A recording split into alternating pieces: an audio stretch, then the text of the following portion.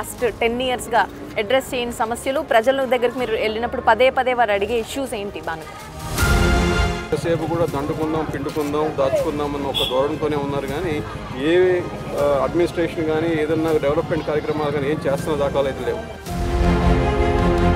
Next time minor majority తేడాతోనే కాబట్టి నెగ్గారు, అప్పుడు మేము సంసిద్ధంగా లేము కాబట్టి ఈసారి అది లేదు అనేది మీ కాన్ఫిడెన్స్.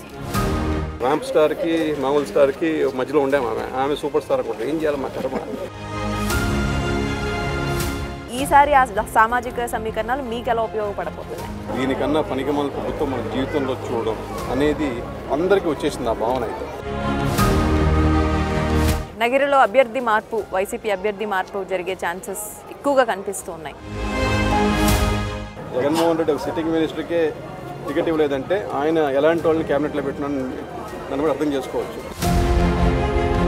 ఇప్పుడు మీరు అవే హామీలతో మళ్ళీ ప్రజల దగ్గరికి వెళ్తున్నారా? ఇంకా ఏమైనా కొత్త రోడ్ మ్యాప్తో మీరు నగర ప్రజలకి దగ్గరికి వెళ్తున్నారా? వాళ్ళు మేము చేస్తున్న పనులకి బోర్డులు పెట్టున్నారు కానీ ఏ పని చేసిన లేదు ఇప్పుడు దాకా.